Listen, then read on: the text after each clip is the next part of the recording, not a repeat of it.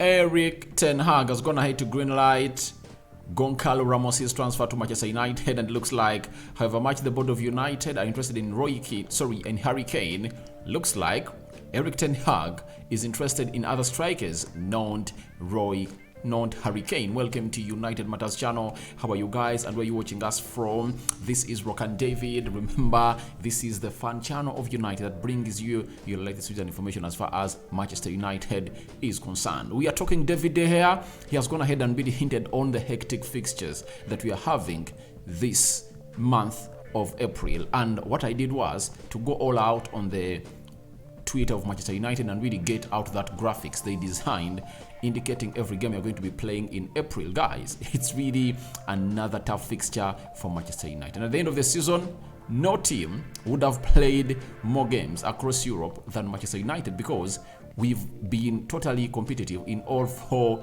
tournaments. For the Premier League, it's a given. We have to play with 38 games. Even if you don't win it, you're supposed to play 38 games. Then Carabao Cup, FA Cup, UEFA Europa League, playing that extra playoff against Barcelona is another one that really came in through thick and fast to really put us in a situation of really going to very many games. And I think these players, their holiday needs to be extended a little bit because they've gone ahead to play a lot of football. And lastly, we're going to be talking about Paul Scholes coming out and really talking about Sir Alex Ferguson, that he is really unmatched. That's it. And he has given us a reason as to why anyone can go ahead and really match Sir Alex Ferguson. So, Manu, he's known as Manu Sainz. Is it Manu Sainz?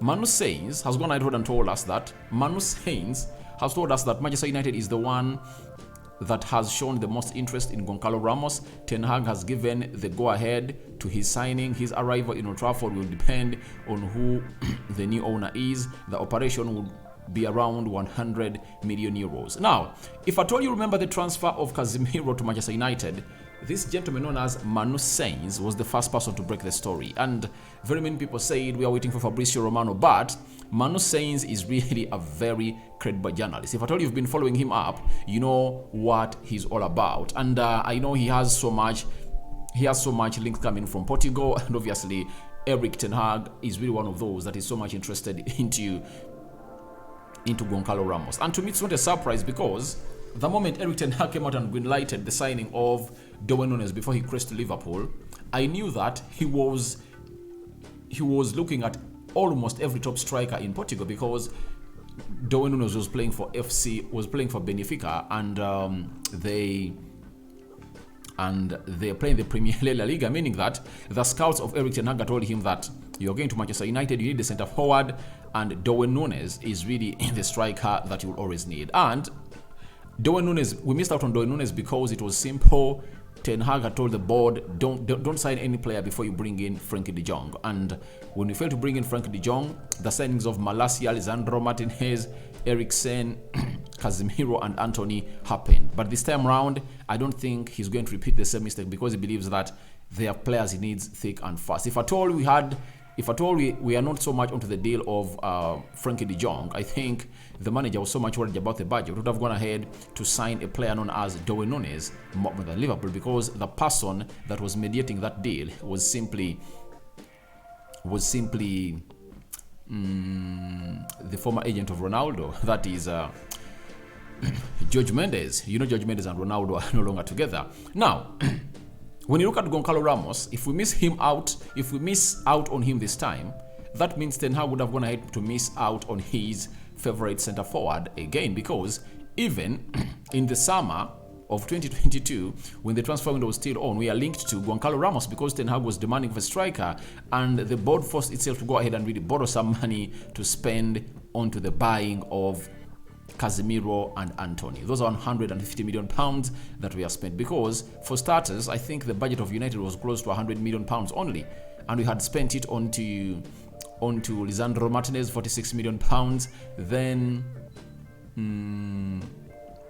last year 13 million pounds. That was close to 60 million pounds, and you're left with only 40 million pounds to spend. So the club needed to go out and really borrow some money to find ourselves into a position of really getting these transfers done and dusted. And so we couldn't sign in a centre forward because the money was finished. Because even after signing Anthony, we couldn't sign Cody Gakpo at just 30 million pounds. The club couldn't raise that amount of money. So it shows you how bad we were into. But when you hear Manu Sainz coming out and telling us that it's all about Ten Hag greenlighting the signing of Goncalo Ramos, that takes us back to the stories that the board of United have been really dishing out through the correspondence of United, that Harry Kane is the #1 target for Manchester United. I think they should state it this way, that Harry Kane is the preferred club's #9 for Manchester United. And for Erik ten Hag, it's a Victor Osimhen, Goncalo Ramos, Højlund, Benjamin Šeško. That's it. They should state it that way, because for the fact, and on record, I don't see the reason as to why Erik ten Hag could go ahead and admire a 30-year-old player. Yet there are players who are really in their early 20s who can come in and do the job that Harry Kane can do at the club of Manchester United, and they're really having a very good age and a lot of future ahead of them. Because you spend 100 million pounds on, okay, let's say 80 million pounds on Harry Kane, he's going to give you like 3-4 seasons. But if at all you bring in Goncalo Ramos, he comes in through, even if he plays like for 4 seasons, and a team like Madrid comes in through and want to go in for him, he has a resale value. You can sell him at 150 million pounds. But Harry Kane, at the age of 34, he'll be willing to offer that amount of money. So to me, I see all that as a build-up story, because before even stories started coming out that Erik ten Hag has really gone ahead to sanction the signing of Harry Kane, we are told that Richard Arnold is 100% ready to go in and really sign in Harry Kane as a centre forward. So it shows you that even Richard Arnold, the CEO, might be having the traits of Ed Woodward, because Ed Woodward used to sign players that the manager never wanted. There are very many he really delivered to Manchester United when we never wanted them. You get? Louis van Gaal never wanted Di Maria. He never wanted Falcao, but they forced those players onto him.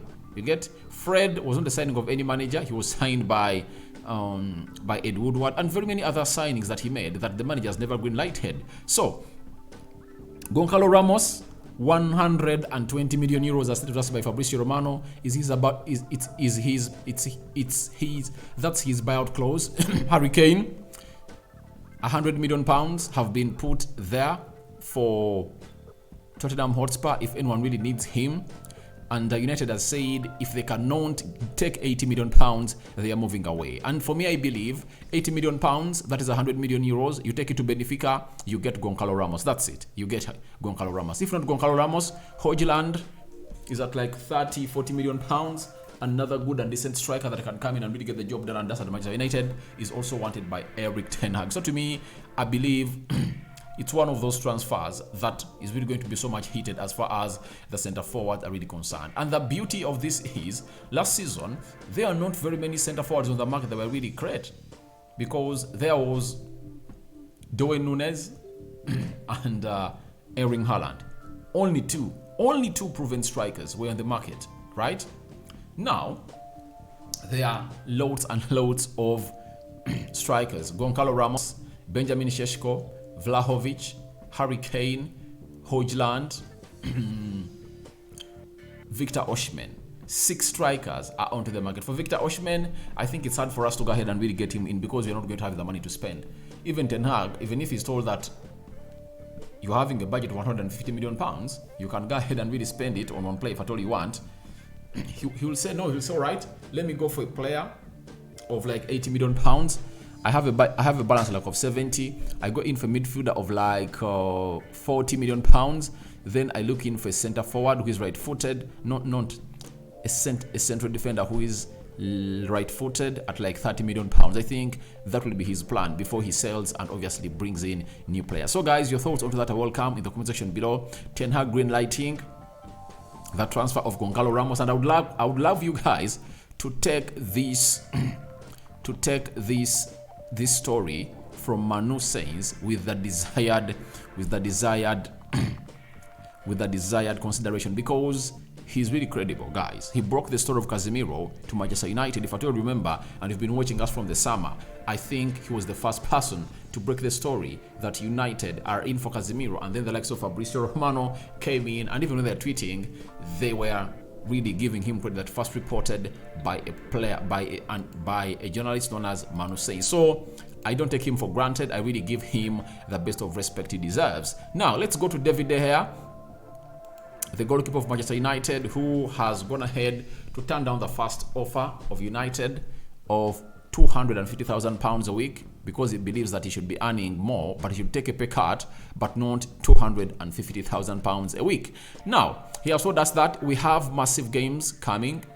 We have a couple of competitions where we are close to being in the final, so it's great again, and we have to be sure that we finish in the top 4 as well. It's massive for the club and for us. So the club is so much focused on clinching the remaining 2 trophies. That is the FA Cup, where we are playing Brighton in the semi-finals, and the UEFA Europa League, where we are playing Sevilla in the quarter-finals. Now, I think David De Gea is on spot, that we are having massive games that are really coming in through. And they're not only massive, but they are really so much packed up. And let me show you how the fixture of United is going to be in the month of April. This is how it's going to be. On Sunday, 2nd April, we are playing away at Newcastle. On the 5th of April, we are hosting Brentford. That is next Wednesday at Old Trafford. Then on the Saturday 8th, we are playing Everton at home. That is next Saturday. Sevilla on the 13th of April. That's it. That is going to be a Thursday. Then Nottingham Forest away, 16th April. Sevilla away, 20th April. Brighton away, 23rd April. That is the semi-finale of the FA Cup. Then we are having Spurs away, 27th April, and Aston Villa at home on the 30th April. So it shows you that every week we are having 2 games. But because we are also starting it on the 1st, I think that's what accommodates for the other game that makes them 9. So to me, I believe it's really a hectic fixture, and we need to find ourselves in a position of winning these games. And how do you find yourself in winning these games? It's by going ahead and really using the advantage of the players that really had a rest, because some players went to the international break and played just 1 game and at least got some good rest. When you look at players like Rafael Varane, he never played. Bissaka, he was rested and he never played. David De Gea was at Old Trafford, Carrington. Fred was at Carrington. Rashford was on the holiday. Martial was there.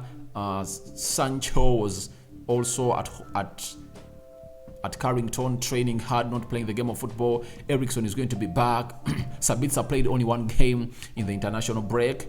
Luke Shaw played only 1 game after getting a red card against Italy. The other player that really played, Malacia, was also used and played only 25 minutes. Bruno Fernandes, for the first game he played 90 minutes. For the second game he played 60 minutes. So meaning that he rested for some 25 minutes. That can really help him to really recharge his batteries. I think the only players that really played very many games are Harry Maguire played all the 2 games of England, 180 minutes, but we can't rely on him, because at least we know that if at all Rafael Varane and Lisandro Martinez are in their right shape, he's not going to feature anywhere. And Lindelof also played some good games, though he came out and made a claim that he has a paining toe. That's it. And for him to play the game they played on, is it Tuesday? He had to really get an injection into the toe. So there might be something that's not okay with him. Diego Dallo played 90 minutes in the game that they beat Luxembourg. Was it 4-5? I think it was 6-0. So I think he's really ready to come in through and obviously be ready to be fully fit. So I think most of our players have rested. That's it. Scott McTominay, in the first game they played for Scotland, he came in through and played 23 minutes. Then that of Spain, I think he played close to 90 minutes. But I believe we are going to Newcastle, and the squad that the manager has really taken to Newcastle is going to go ahead and really win us that beautiful game of football. So to me, I believe however much the games are coming thick and fast, the advantage is at least we've rested. We're having players at least that really start in that team that have gone ahead to rest a lot. David De Gea, Aaron Wan-Bissaka, Rafael Varane, Fred, Sancho, Rashford, Anton Martial, and Eriksson, who is really returning. That's it. You can also add on the likes of Sabitzer because he played just one game.